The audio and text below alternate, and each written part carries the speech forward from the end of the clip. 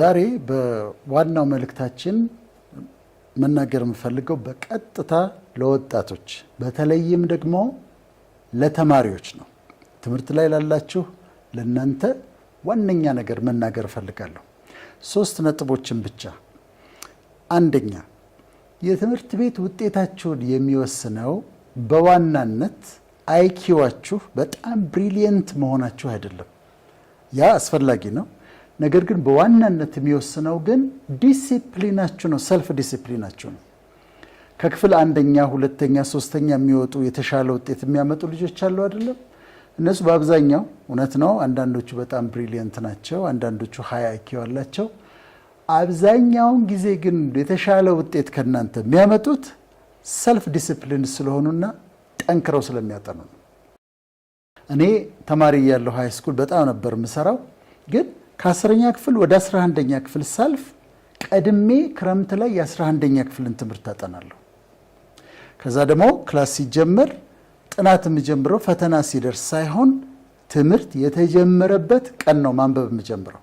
ስለዚህ ውጤታችሁን የሚወስነው ሰልፍ ዲሲፕሊን ነው እና ትላልቅ ቦታ መድረሳችሁን የሚወስነው እሱ ስለሆነ በደንብ አድርጋችሁ ራሳችሁን ዲሲፕሊን እንድታደርጉ ፈልጋለሁ። የምታጠኑበትን ሰዓት ሶሻል ሚዲያ የሚፈቀድላችሁ ከሆነ ደቂቃ ወስናችሁ 10 ደቂቃ 15 ደቂቃ ወስናችሁ ከዛ በኋላ ጥናት ይቀጥላል። አንደኛው ነጥብ ይሄ ነው። ሁለተኛው ነጥብ ማንሳት የምፈልገው መጀመሪያ የኛን የሐኪሞችን ባህል ልንገራችሁ። በሐኪሞች በሜዲካል ዶክተርስ ካልቸር ሲኒየሪቲ በጣም ነው የሚጠበቀው። እኔ 1 ዓመት የምበልጠው ዶክተር ካለ ትምህርት ቤት 1 ዓመት የምቀድመው ካለ እሱ አንድ ቦታ ሲያገኘኝ ተነስቶ ነው ሰላም የሚለኝ። ለምን? ሲኒየር ነው ይላል። እኔ ደግሞ ከኔ 1 ዓመት የሚቀድመኝን ሜዲካል ዶክተር የሆነ ቦታ ካገኘው ከመቀመጫ የተነስቼ ነው ሰላም መለው። ሲኒየሪቲ ይባላል። ለእናንተ መንገር የፈለኩት ምንድነው? ሲኒየሪቲን ጠብቁ። 10ኛ ክፍል ከሆናቸው 11ኛ ክፍሎችን አክብሯቸው፣ 11ኛ ከሆናቸው 12ቱን አክብሯቸው። ወደ ቤት ደግሞ ስንመጣ ታላቅ ወንድማችሁን አክብሩት፣ ታላቅ እህታችሁን አክብሯት። እኩልነን አይሰራም። ሲኒየሪቲ መከበር አለበት። ታላቅ ወንድም ታላቅ እህት መከበር አለበት። ከዛ አልፈን ደግሞ ወደ ወላጆች እንመጣለን። ወላጆቻችሁ ጋር ግን እንዳትረሱት፣ የምነግራችሁን ነገር እንድትረሱት አትፈልግ። you have no idea ምን ያህል ወላጆቻችሁ እናንተን እዚህ ለማድረስ እናንተን ለማሳደግ ዋጋ እንደከፈሉ መገመት አትችሉም። እናንተ ትምህርት ቤት ሆናችሁ ስለእናንተ ምን ያህል እንደሚጨነቁ፣ ልባቸው እንዴት እንደሚጨነቅ፣ እናት እንዴት እንደምትጨነቅ፣ አባት እንዴት እንደሚጨነቅ፣ የልጆች አባት ነኝ እናውቀዋለሁ።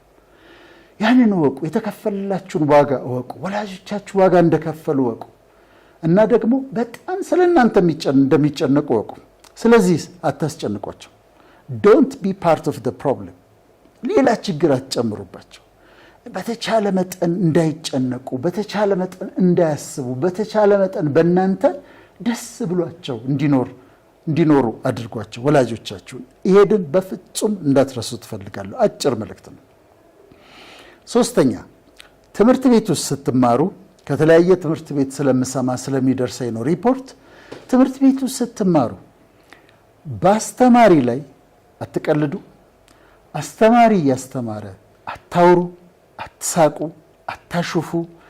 አስተማሪን ጥቂቶች ናቸው ይሄን የምታደርጉ ታውቃለሁ። አስተማሪን አትናቁ፣ አስተማሪን አታዋርዱ፣ አስተማሪ ያስተማረ አትረብሹት።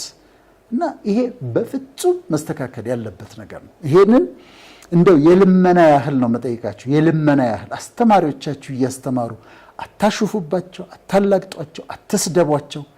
ከተለያየ ትምህርት ቤቶች ሪፖርት ስለምሰማ ነው። ያ አስተማሪ መምህርነትን ስራ አድርጎት እየኖረ ነው። መልሶ ቢናገራችሁ፣ በተለይ አንዳንድ ትምህርት ቤቶች የግል ትምህርት ቤት መልሶ ቢናገራችሁ ወላጅ ይመጣና እንዴት ልጄን ተናገርክ ብሎ ይጮህበታል። ካንተ ጋር የመጣላት አቅም አጥቶ አይደለም፣ ግን ቢጣላና ካንተ ጋር ወይ ቢመታህ አስተዳደሩ ይጠራውና ከስራ ያሰናብተዋል። ስለዚህ አንገቱን ደፍቶ መምህሩ እያስተማረ ነው። መሆን የለበትም። ፌር መሆን አለባቸው። do not abuse your teachers።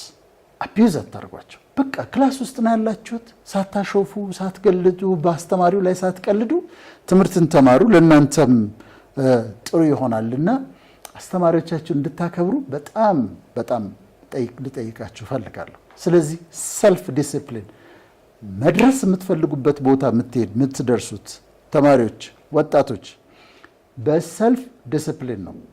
ትምህርትም ጨርሳችሁ የወጣችሁ ትልቅ ቦታ የምታስቡበት ቦታ የምትደርሱ ያለ ሰልፍ ዲሲፕሊን አይሆንም።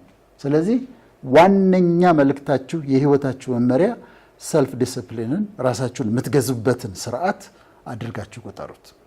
ስለሰማችሁኝ ደግሞ በጣም አመሰግናችሁ። ታንኪዩ